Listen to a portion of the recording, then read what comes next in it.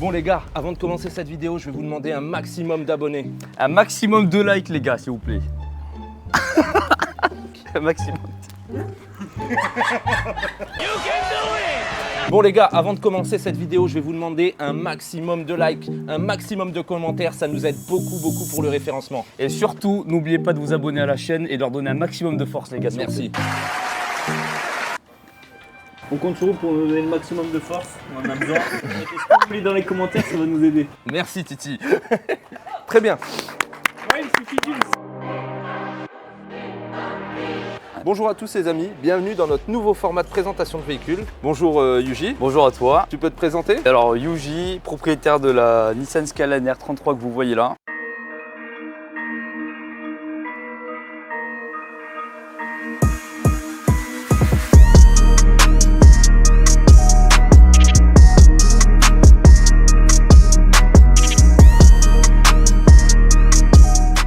On est sur un véhicule assez modifié comme tu peux le voir. Ah oui, là c'est bien modifié même. C'est toi qui as fait les modifications? Exactement, donc j'ai acheté ce véhicule au mois de mai 2022 et depuis, grosse transformation, plusieurs sets de jantes, plusieurs ailerons, voilà. Moi je l'ai vu se modifier cette caisse, à chaque fois j'ai l'impression que c'est pas la même. Exactement, donc voilà, donc là c'est l'extravagance, voilà, il faut aimer mais... Donc tu l'avais acheté combien cette voiture à la base? Alors c'est un véhicule que j'ai acheté pour la somme de 25 000 €, qui était dans un état où il y avait des choses à refaire, comme le pare-choc avant, il y avait des fuites au niveau du couvre-culasse. On est sur un véhicule où il y avait du travail, mais une très bonne base très saine, et c'est ce que je recherchais pour faire un projet unique, voilà, et très poussé.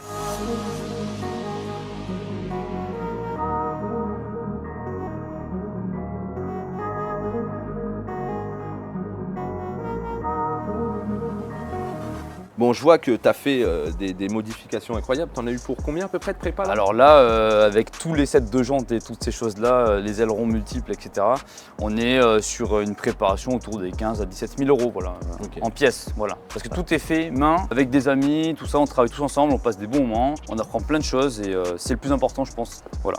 D'ailleurs, tu fais partie du même groupe que Titi. C'est ça, donc le Japan Minette Club, nouveau groupe sur Bordeaux, composé de voitures japonaises. Beaucoup de projets atypiques, avec une mentalité bien ancrée dans le groupe. Voilà. Le but c'est de faire des projets uniques et de pousser la préparation à sa sauce, voilà, très personnel. Ok. D'où te vient cet amour pour les japonaises du coup? Alors les japonaises, comme on le sait tous, c'est les caisses pour les modifs, c'est les meilleurs. Et tout ce qui est modification, ça vient de ma famille au Japon. En fait, je suis à moitié japonais, à moitié français. Et ma famille japonaise a toujours été dans la préparation automobile, que ce soit esthétique ou moteur. Plus moteur. Pour ma part, c'est plus l'inverse. Je suis plus dans l'esthétique et le tuning, mais voilà, ça a toujours été une tradition. Donc ma mère, mon grand-père et tout ça, voilà. Il me semble que ta mère aussi a une voiture. Exactement. Donc elle a une GT86 pour daily et une belle R33 également GTST, mais préparée beaucoup plus pour le circuit. Donc voilà. Donc il y a une grosse prépa moteur, une grosse prépa châssis également. Peut-être un jour vous la verrez en préparation. Voilà. Ah bah, avec grand plaisir. On attend avec plaisir. C'est ça.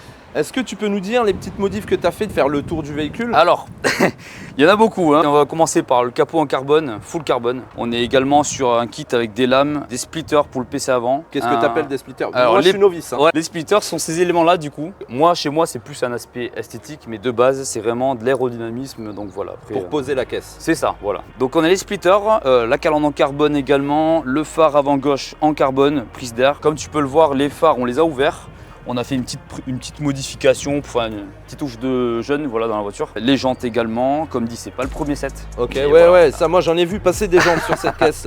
Voilà, ça change tout le temps et je pense que c'est ça qui est cool avec un projet comme celui-là, c'est que ça vit, ça évolue. Donc ensuite on a les bas de caisse. C'est ça, donc tu as les extensions de bas de caisse que tu peux voir également ici. Les écopes d'aération ici, le kit large. De base, c'est un kit pour S13 et on l'a retravaillé, mais prochainement, il y aura une nouvelle version.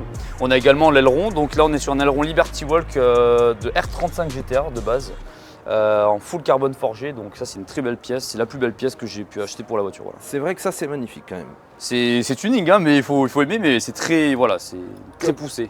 Comme je disais sur la vidéo avec Titi, ok, alors certes, c'est du tuning, mais c'est du tuning propre. Exactement. Moi, je suis en train de voir un truc, les gars, les amis, c'est la taille du pot d'échappement. Et comme tu peux le voir également, elle fait des flammes.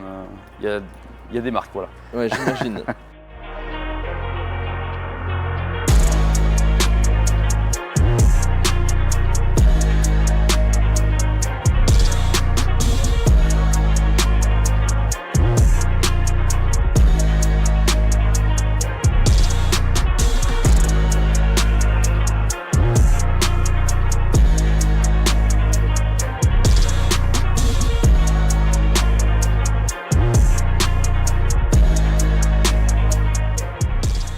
Voilà, l'inconvénient du volant à droite, des fois, c'est quand il faut faire des manœuvres où s'insérer, ça peut être un peu compliqué, mais on s'y fait. Il n'y a pas de souci pour ça.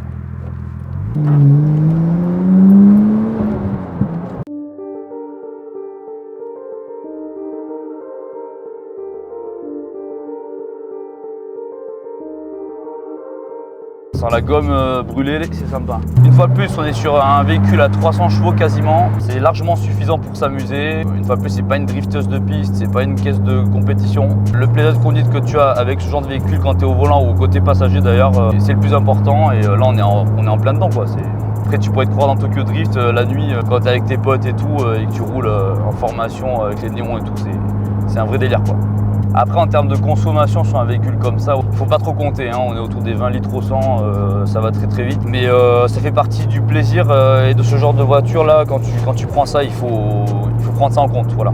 Tout comme l'endroit où tu vas la parquer et tout, c'est hyper important parce que c'est la base même pour n'importe quel type de véhicule préparé, il faut les protéger, en prendre soin. Donc voilà. Tu dois souvent confondre ton véhicule avec un R34 Skyline GTR. Alors ça, il y en a beaucoup et il faut bien différencier les choses. La R32, la R33, la R34 sont très différentes quand même. Il y a beaucoup de choses qui sont identiques et beaucoup de pièces en commun, mais on est sur des véhicules qui ne sont pas du tout des mêmes années, quoi. Voilà, là, la R32, attention, c'est le vrai Godzilla.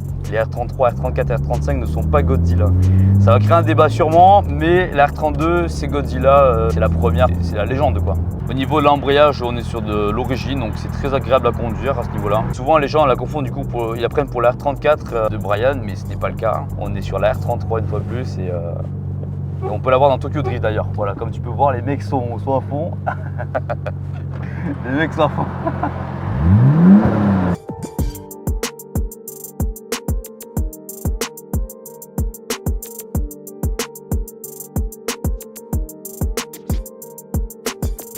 Je sais pas pourquoi, mais je sens que tu as envie de nous faire une bande d'arrêt d'urgence. Alors, l'envie est là, mais on va rester dans les règles de l'art. Il y a les bouchons, c'est dommage, mais... Alors moi sur les Skyline, l'arrière je le trouve super, tu vois, même d'origine. J'adore moi le côté Skyline. Je suis pas très japonaise moi les amis, je suis beaucoup plus allemande. C'est pour ça que je te disais je suis un novice dans la japonaise, hein. Je connais pas forcément tous les termes techniques, voilà. Bien sûr. Mais je trouve quand même que sur les Skyline, l'arrière il est fou, tu vois, les feux, enfin c'est mythique. C'est mythique, voilà. Qu'on parle de la R32, R33, R34, R35, ils ont toujours gardé ce double phare là, ces deux ronds. Voilà. C'est une signature complètement. On les reconnaît grâce à ça. Tu vois ça dans la nuit. Et on a le magnifique Skyline. Alors je sais pas s'il s'allume. Il s'allume quand tu mets la marche arrière en fait, voilà. Et le point qui est dingue sur cette caisse aussi, la première fois que j'avais connu Yuji les gars moi, c'est quand j'ai vu son intérieur. Le mec a un sabre. C'est ça. Attends, vas-y. On va vous montrer ça. Le mec a un sabre frérot. Et on a un joli volant. Alors, encore une fois, je connais pas les marques. Tu peux me dire ce que c'est? Alors, on est sur un OMP en full carbone forgé également, comme l'aileron, voilà, petit rappel. Là, après, les gars, on a des brides, c'est ça? Exactement, donc on est sur des sièges baquets, rétractables, c'est ce que je voulais pour pouvoir mettre les amis à l'arrière. Yes. Et donc, on est sur un baquet en carbone, voilà, donc très sympathique, très bonne assise dedans, donc voilà. C'est top. Mais du coup, Yuji, ces véhicules, normalement, ils sont faits plus pour le drift? Exactement. Alors, donc là, on est sur une propulsion, donc tu peux vraiment drifter avec sans problème. Et tes pneus, la taille? Alors là, on est sur du 225 à l'arrière, donc on est en flanc semi-tendu, c'est pas ultra tendu, mais bien quand même. Et tu peux déjà bien t'amuser, ouais, sans problème. Ok. On va parler moteur un petit peu. Ça fait combien de chevaux déjà à la base d'origine? Donc là, on est sur une base de 255 chevaux exactement. Et là, on doit tourner autour des 300, mais il faudrait la repasser au banc pour être sur de la valeur exacte. Voilà, tu l'avais fait passer chez Thomas également ou pas? Elle avait été passée au banc à l'époque et je vais la passer chez Thomas du coup. Ok, voilà. tu peux me faire voir le moteur? Parce que bien moi sûr. je suis bien curieux quand même de... Il n'y a pas de souci. De voir on est sur quelque moteur. chose de stock plutôt, mais... Est-ce que tu peux dire pour les internautes qui n'ont pas les termes techniques, qu'est-ce que ça veut dire stock? Stock, c'est-à-dire qu'on est quasiment d'origine, mais voilà, on a fait de la place dans la baie moteur en prévision de futures modifications. Donc comme tu peux le voir, c'est encore un peu le bazar, mais c'est un projet en cours d'évolution une fois de plus. 6 cylindres en ligne du coup, comme tu peux voir, avec un single turbo. Comme tu peux voir, voilà, on est sur une base assez d'origine, mais on a fait de la place partout pour la suite. Est-ce que tu peux m'expliquer ce que c'est? Ça c'est l'admission alors en fait. Donc comme tu peux voir, tu as l'admission ici. le turbo qui est là-bas dessous. Et également, on a fait des prises d'air pour apporter plus d'air frais au niveau de l'admission. Donc voilà. Donc, comme tu nous en as parlé tout à l'heure, tu vas aboutir ton projet. Donc là, c'est fignoler un petit peu tous les points un peu. Exactement, de finition. Parce qu'une fois de plus, on est sur un projet où c'est du sur-mesure beaucoup et on atteint des préparations où il faut du sur-mesure en fait. Donc prochainement une V2 où le kit sera lissé par exemple. On va élargir les ailes un peu plus également, un airlift. Donc lisser les amis, c'est en fait quand il met ses kits, il y a toujours, ils mettent des joints ou des vis. Exactement. Donc là le but c'est vraiment de supprimer toutes ces vis. Exactement. Et que tout soit lisse. En fait un peu comme un kit d'origine entre guillemets, mais bien sûr ultra large, mais plus épuré finalement. Donc voilà.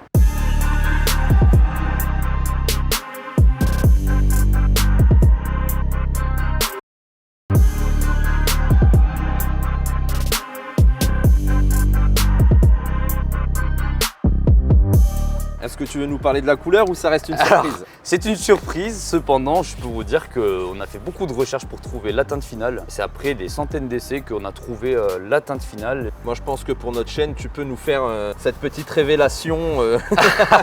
Écoute, quand il y aura la V2, on fera une vidéo avec plaisir et ça sera une toute autre voiture. Je peux donner des détails, on est dans le délire du Midnight Purple 3, donc voilà. Mais c'est un peu différent. Donc voilà. en général, tu es content de ce véhicule, c'est ton daily Exactement. ou pas? Non, du coup là on est sur un véhicule vraiment assez compliqué à conduire tous les jours. Comme tu peux le voir, c'est pas pratique, hein, ça consomme beaucoup. Donc voilà, ça reste un véhicule de show car uniquement. Voilà. Moi je te pose la question parce que je te vois tout le temps avec. J'ai pas de daily actuellement parce que je vis dans Bordeaux-Centre et je travaille dans Bordeaux-Centre. Donc pourquoi acheter un autre véhicule si c'est pour payer davantage un véhicule que je n'utiliserai pas? Donc là en fait, ce que je retiens les gars, c'est qu'on a eu la chance déjà d'avoir une Skyline comme la tienne. À Bordeaux elle est connue. Je te remercie déjà d'être passé sur notre chaîne. Ça va nous donner énormément de force, ça j'en suis certain. Donc ce que je retiens également, c'est qu'il va certainement nous ramener la voiture de sa maman. Avec plaisir, il faut qu'elle soit d'accord, mais ça va se faire, voilà, c'est avec grand plaisir, elle sera très partante. Parce que j'ai cru comprendre que ta mère était aussi à fond dans les Japs. À fond. Ouais. Exactement. Elle, c'est une Skyline R33 qui est préparée davantage pour la piste. Voilà, on a une belle prépa moteur. N'en dis pas trop. N'en dis pas trop, on attendrait qu'elle le présente. Surprise. Si vous aussi, comme Yuji, vous avez un véhicule à présenter, n'hésitez pas à nous contacter via la page Instagram. En attendant, je vous remercie d'être resté jusqu'à la fin et je vous dis à très vite.